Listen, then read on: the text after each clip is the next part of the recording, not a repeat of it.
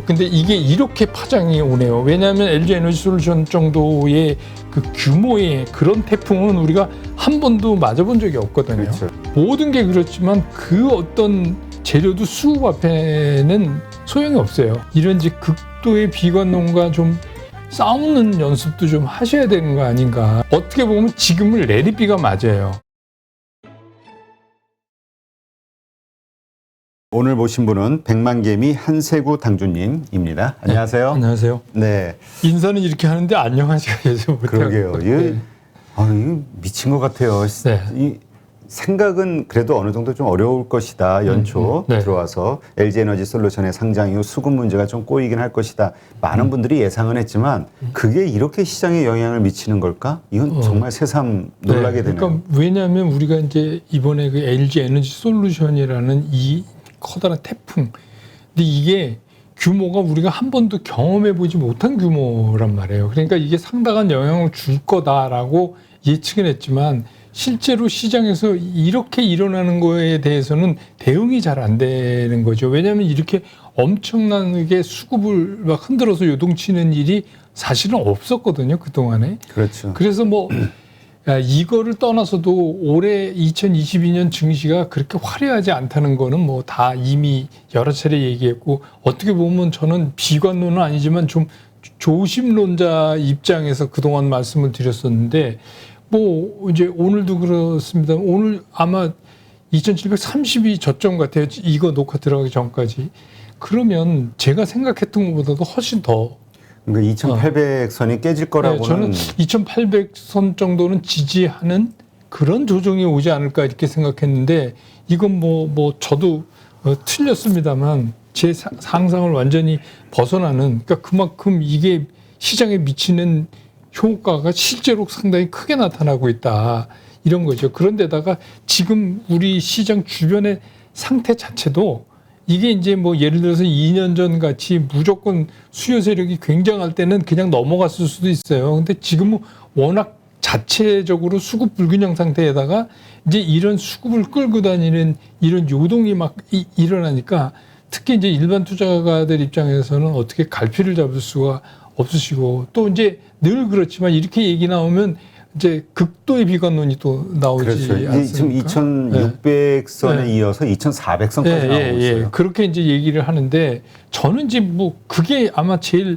겁나고 힘드실 것 같아요. 근데 이제 제가 40 몇 년 동안 그 경험을 따져보면 사실 이 정도 되면 2600 얼마, 뭐 2400 이런 숫자 자체가 의미가 없어요. 그리고 그거를 무슨 근거로 뽑아내느냐 해도 그게 보편 타당성 있는 합리적인 추론이냐 하는 거에는 여전히 의문이 남아요. 왜냐하면 지금 어차피 궤도 이탈을 했는데, 그래서 뭐 구태여 본다면은 우리가 잘 쓰지 않지만 그 주봉에서 120주 이동평균이라는 게 있거든요. 그렇죠. 그게 만약에 이제 무너지면 이제 우리 그냥 시체말로 곡소리 난다 이러는 거죠.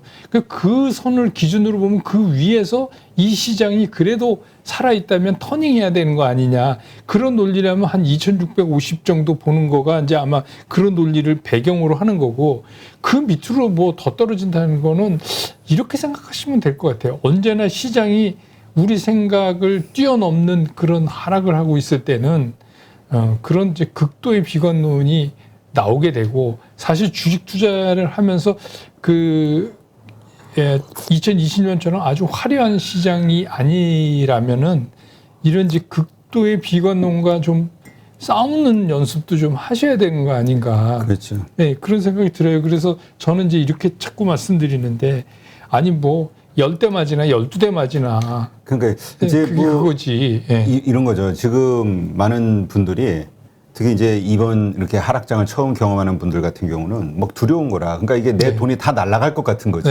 지금도 이미 뭐 마이너스 30, 40, 뭐 50%까지 나온 분도 있더라고요. 그럼 계실 거예요. 근데 문제는 앞으로 더 뭐 몇십 프로 빠지면 막 이런 고민을 하다 보니까 이거 돈 다 날아가는 거 아니야? 이렇게 보는 분들이. 그래서 이제 저도 불안하죠. 뭐 저라고 불안 안 하겠습니까? 저도 현역 때 막 그 운영하고 막 이럴 때 많은 분들이 저 사람들은 전문가니까 뭐 저런데 굉장히 내성이 생겨서 괜찮을 거야 그렇지만 사실 주가 빠지는데 힘들죠. 지금 여기 저희 증권사 그 애널리스트들 이제 자기가 이제 시장에 대해서 예측했던 것들이 있잖아요. 네네. 지금 안 맞으니까 네. 그 욕을 엄청 먹나 봐. 그러니까 힘들어가지고 죽으려고 그래요. 저도 개인적으로 이제 얘기하는 거 보면. 그러니까 요즘 이제 그 후배들을 보면 지금 되게 힘들겠다. 네. 저는 원형 탈모 쪽이 막 생겨가지고 현역 때. 그러니까 네. 똑같아. 뭐 500원짜리고 예. 100원짜리고 500원짜리 그래서 됐다고. 어떻게 했냐면 요새는 뭐 흑채 이런 게 있지만 그땐 그것도 없던 시절인데 제가 그때 뭐 이계진 씨가 진행하는 가정전월에 이제 고정 패널로 주식 얘기를 하고 있었어요. 이거 나가야 되는데 여기가 허연 거예요. 그래서 그 뭐죠? 그 집사람 그 눈썹 그리는 연필로 그런 적도 있어요. 그러니까 이게 다 이런 거를 겪어가는 과정이다 이렇게 생각하시면 근데 꼭 말씀드리고 싶은 거는 그 투자자 여러분 이렇습니다. 겨울이 한번 추워도 봄이 안 오는 건 아니에요. 근데 이제 겨울을 겪다 보면 더 추운 겨울도 있고 뭐 그런 거죠. 근데 이제 제가 경험해서 드릴 수 있는 말씀은 왜냐하면 영하 10도나 영하 20도나 그냥 추운 건 마찬가지죠. 근데 그렇다고 영하 20도, 30도 왔다고 이제 봄 안 온다 이렇게 얘기할 수는 없는 거죠. 근데 그렇죠. 견디기는 좀 힘들지만 또 이런 거를 재작년에 너무 장이 좋았기 때문에 이런 거를 견디는 연습도 하셔야 그리고 어차피 올해는 그렇게 화려한 장은 아니었기 때문에 결국은 올해는 뭐냐면 반등과 조정 사이를 잘 타고 다니면서 투자를 해야 되는 해였거든요.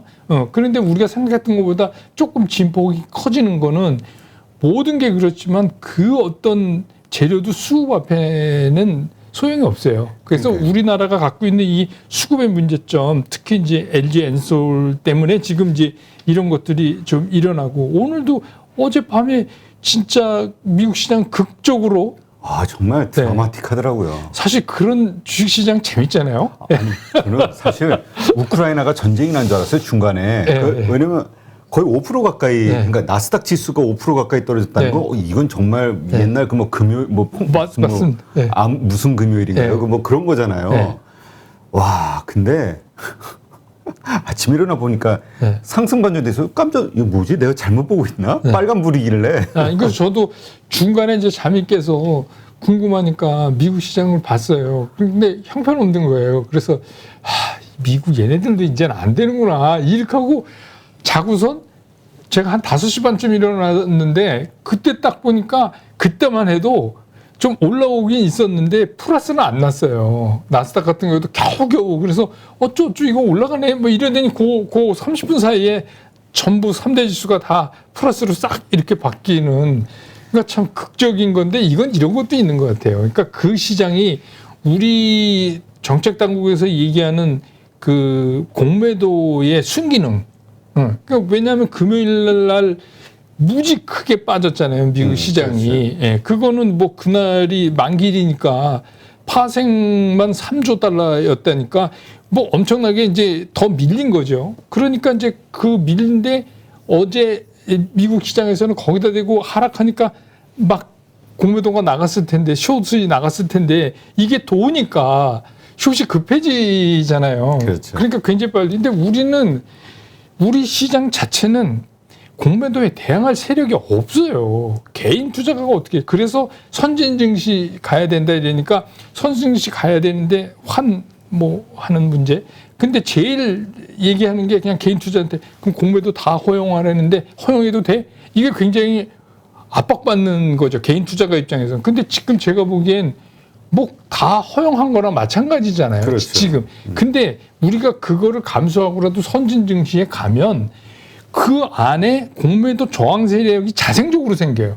공매도만 잡아먹는 돈들이 자생적으로 들어온단 말이에요. 그렇죠. 왜냐면 공매도 세력도 쇼커버리 해야 되잖아요. 그러니까 그것만 노리는 세력들이 하는데 오늘도 보세요. 얼마나 좋아요. 자, 우리가 27일 날부터 LG 에너지 솔루션이 상장되면 패시브 자금들이 다 그걸 편입해야 된다. 이건 뭐 다 누구나 다 아는 사실이잖아요. 그러면 그 자금이 뭐 1조다, 1조 5천이다 막 이러고 있는데 그러면 그걸 하려면 패시브 자금이 뭐 무조건 사는 것도 아니고 그러면 자기들 전체 포트에서 삼성전자, SK 하이닉스 줄여야 될 거 아니에요. 그렇죠. 그 돈이 새로 들어오는 게 아닌다.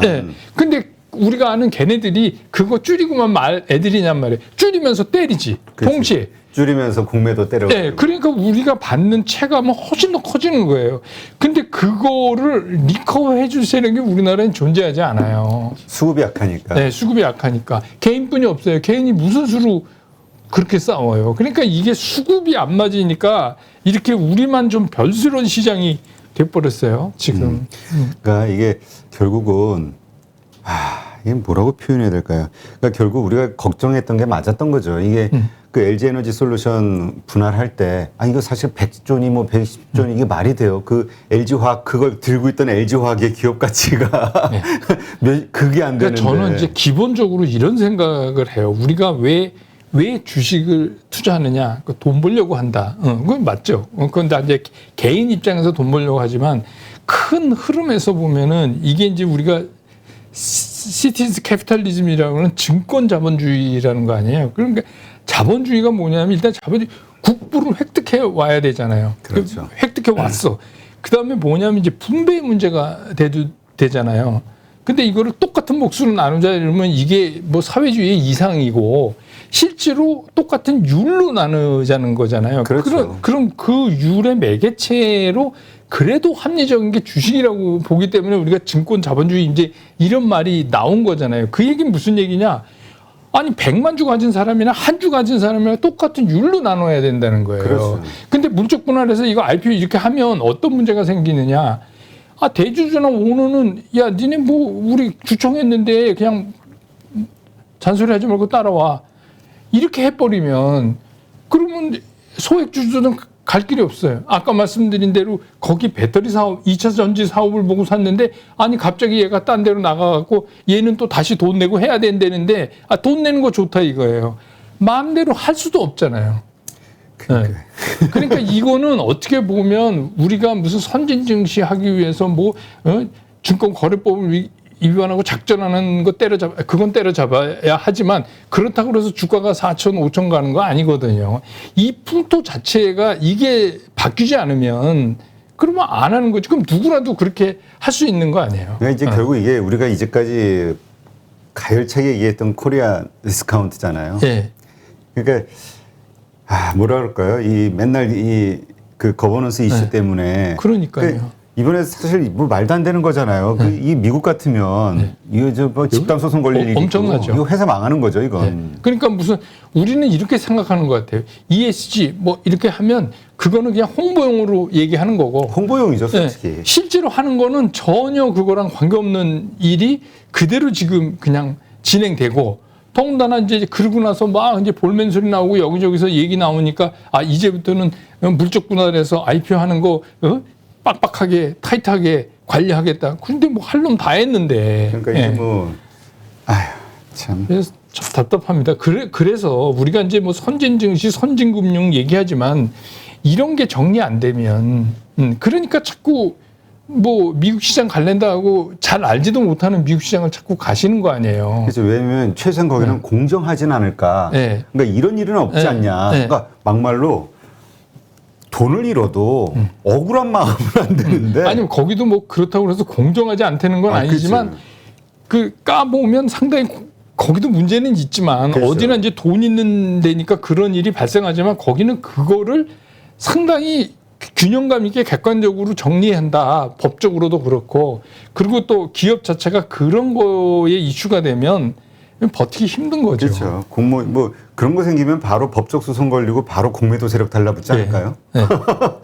그래서 그러니까. 뭐 저도 이번에 이게 어쨌든간 뭐 그냥 40몇 년을 증권시장에 살았다는 사람도 2,800 정도면 거의 밑선이 아닐까 이렇게 생각을 했는데 이거 저도 좀 생각보다 많이 빠져 죄송하고요. 그건 근데 이게 이렇게 파장이 오네요. 왜냐하면 LG 에너지 솔루션 정도의 그 규모의 그런 태풍은 우리가 한 번도 맞아본 적이 없거든요. 그렇죠. 그러니까 다 우리가 코로나 이후도 그렇고 또 그러니까 2020년 장도 이제까지 경험해보지 못했던 장, 사실 작년도 경험해보지 못했던 장, 뭐 이번에도 마찬가지인 것 같아요. 그러니까 이게 새로운 일들이 자꾸 벌어지면서 그래서 이제 예전에 과거의 경험칙을 가지고 이렇게 계산했던 것들이 다 자꾸 틀어지니까. 그렇죠. 그러니까 이제 새로 들어오신 분들은 이제 뭐 그게 불만일 수도 있고 그게 이제 신뢰 전문가들에 대한 신뢰를 잃는 네. 뭐 이런 계기가 될 수도 있고. 근데 뭐 그렇죠. 전문가들이 꼭 맞추는 건 아닌데 이제 전문가와 소위 말하는 이제 아마추어라고는 좀 하지만 이제 개인 투자가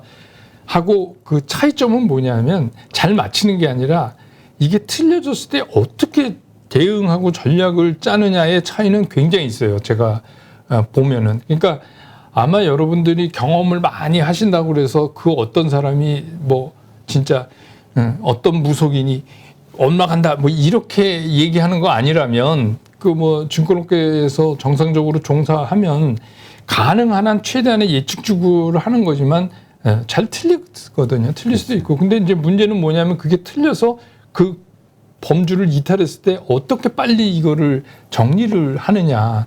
여기에는 상당히 차이가 있어서 그게 이제 나중에 투자 결과. 왜냐하면 지금 많이 빠졌어도 안 팔면 손해 아니잖아요. 그렇죠. 네. 그러니까 좀 가슴은 아프지만 근데 주식 투자 하시다 보면 재작년 이후에 입문하신 분들은 주식 사기만 하면 무조건 올라가는 거라고 생각하실 수 있지만 사실 시장이 이렇게 힘들고 어렵습니다. 네.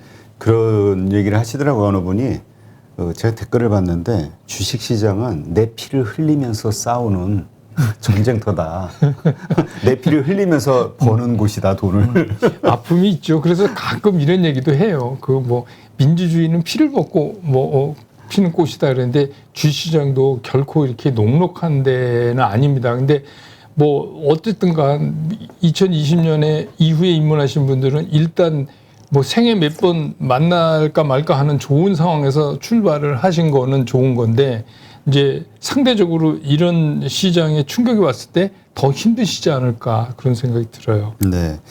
이게 그러니까 지금 상황에서 이제 이 개인 투자자들 혹은 주린이들 뭐 경험이 많으신 분들이야 뭐 알아서 여러 가지 이제 대책 세우시겠지만 어쨌든 서툰 분들 입장에서는 이게 참 난감하단 말이죠. 네. 이제 더 오늘도 뭐 추가 하락하고 있으니까 이게 팔아야 되냐 지금이라도 아니면 정말 말씀대로 버텨야 되냐. 네. 이거 가지고 지금 고민을 하는 거죠. 버티자니 또 마음은 또 너무 아프고. 그래서 이제 이럴 때 많이 드리는 말씀이 그냥 덮어 놓으십시오. 계좌. 네, 네.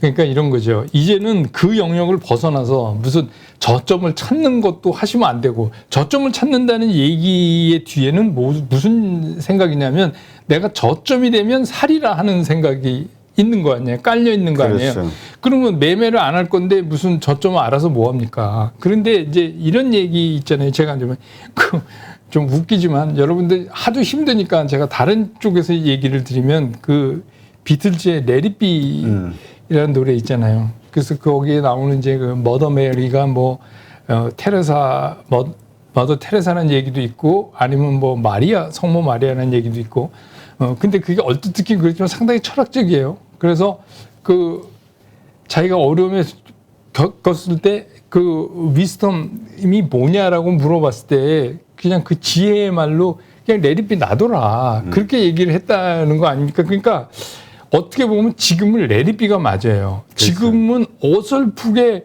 움직여서 한번 여러분이 생각을 해보세요. 지금 이게 3,300부터 밀려서 여기까지 오는데 내가 뭔가 적절한 조치를 못했어요. 그러니까 그 얘기는 무슨 얘기냐면 내 실력이 그 정도예요. 근데 지금 여기서 뭔가를 해서 이걸 기가 막히게 한다?